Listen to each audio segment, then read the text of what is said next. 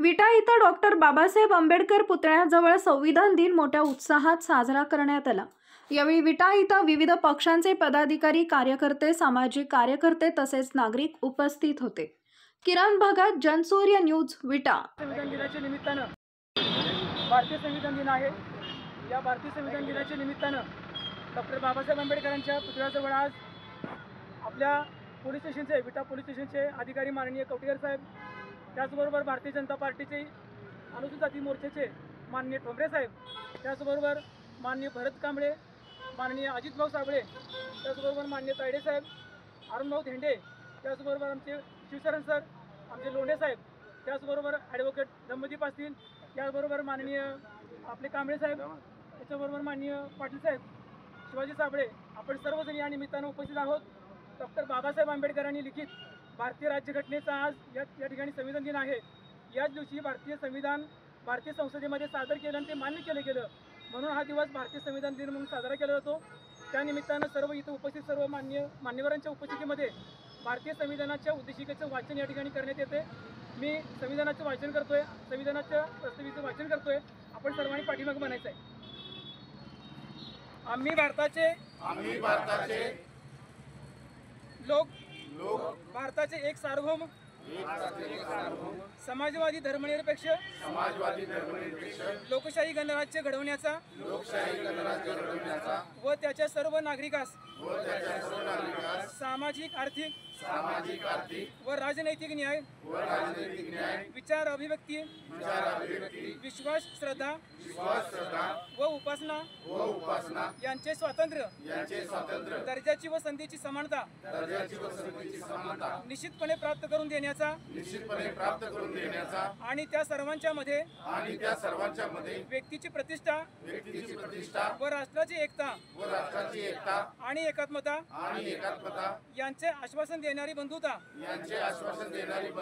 प्रवर्धित करण्याचा संकल्पपूर्वक निर्धार करून आमच्या संविधान सभेत आज दिनांक 26 नोव्हेंबर 1949 रोजी याद्वारे हे संविधान अंगीकृत आणि अधिनियमित करून स्वतःप्रत अर्पण करत आहोत। जय भीम, जय हिंद।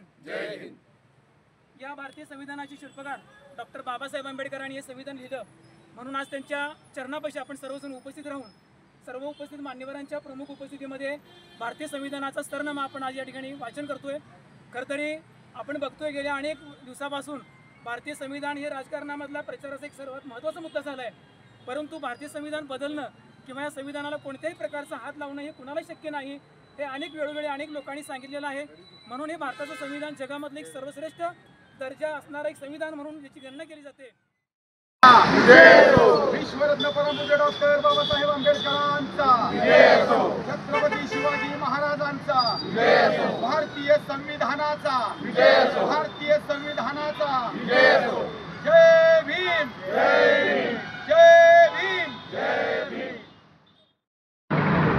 तर आज भारतीय संविधान दिन आहे आणि या संविधान दिनाच्या मी सर्व भारतीयांना तसंच सर्वांना संविधान दिनाच्या लाख मंगलमय शुभेच्छा देतो।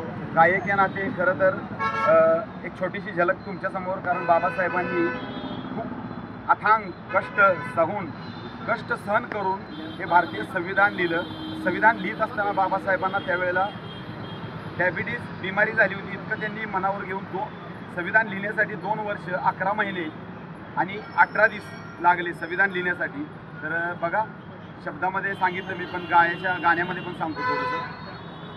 2 वर्ष 11 महिने 18 दिवस, किती सोसल भीमान, पावाच्या तुकड्यावर काढले दिस, तरी थकला ना कामान, सात रामाची बुद्ध धम्माचं मिळालं वरदान, हरकून भान जीवाचं करून रान लिहिलं संविधान, हरकून भान जीवाचं करून रान लिहिलं संविधान, कुणाची मिळाली न साथ, आजवर झाला हो आघात, दुःखाच्या सवे काढली रात, दिव्याखाली झोपली माझी जात.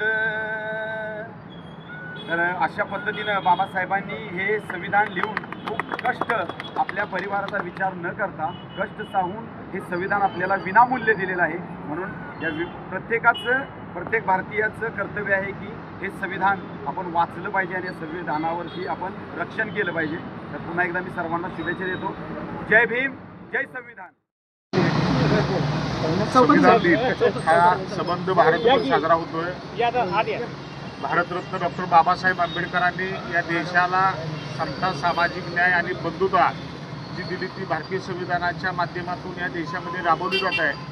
स्वतः डॉक्टर बाबासाहेब आंबेडकर असे म्हणाले होते की मी संविधान सुंदर लिहिलेलं आहे, परंतु राबवणाऱ्या व्यक्ती जर नालायक निघाल्या तर संविधान माझं कुचकामी ठरेल.